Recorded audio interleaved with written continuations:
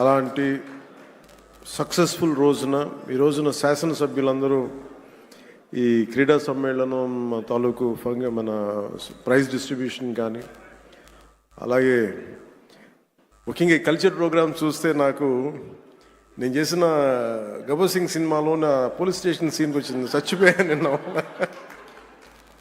అంటే నేను ఎప్పుడు నా లైఫ్లో ఇన్ని దశాబ్దాలు అంటే మనకు కొంచెం మన అసెంబ్లీలో ఇన్ని దశాబ్దాలుగా ముఖ్యమంత్రి గారిని మన నారా చంద్రబాబు నాయుడు గారిని చూస్తున్నప్పుడు ఎప్పుడు ఆయన ముఖం ఇంత నవ్వుగా నేను నా జీవితంలో మనం ఎవరూ చూడలేదు.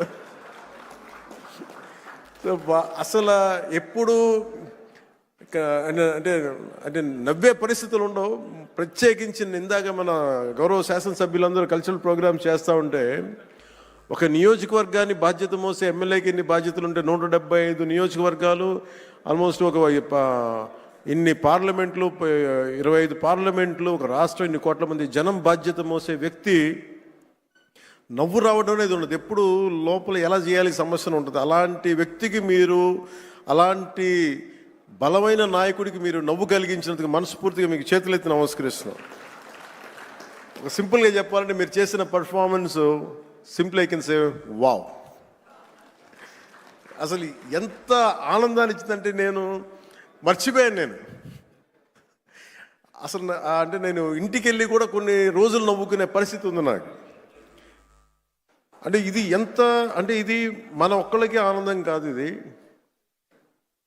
శాసనసభ్యులు అంటే ఎప్పుడు వ్యక్తిగత కక్షలు, గొడవలు, అరుపులు, కేకలు అన్న సంస్కృతి గత 5 సంవత్సరాలుగా చూసాం. అలాంటిది మనందరం విభిన్నమైన పార్టీలకు చెందిన వాళ్ళం, అందరం కలిపి ఎన్డీఏ కూటమి.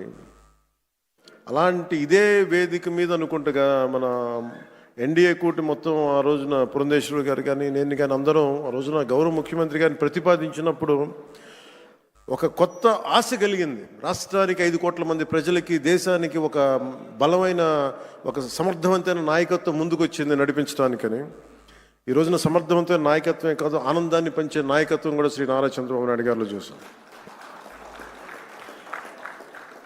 అసలు ఇలాంటి వేడుకని ముందుకు తీసుకెళ్లిన వ్యక్తి సహజంగానే ఆయనలో ఉండే ఒక గ్రేట్ హ్యూమర్ ఉంటుంది, హాస్యశీలి.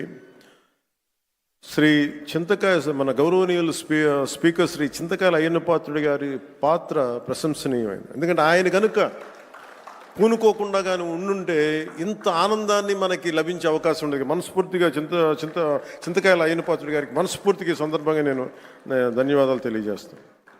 అలాగే గౌరవ అసెంబ్లీ చైర్మన్ శ్రీ కొయ్యి మోషన్ రాజు గారికి, అలాగే దుర్యోధనుడిగా మనందరిని ఆలోచించిన శ్రీ రఘురామకృష్ణరాజు గారికి, కమిటీ సభ్యులకి, స్పోర్ట్స్ డిపార్ట్మెంట్ అధికారులకి, కార్యక్రమాన్ని విజయవంతంగా నిర్వహించిన ప్రతి ఒక్కరికి నా హృదయపూర్వక కృతజ్ఞతలు.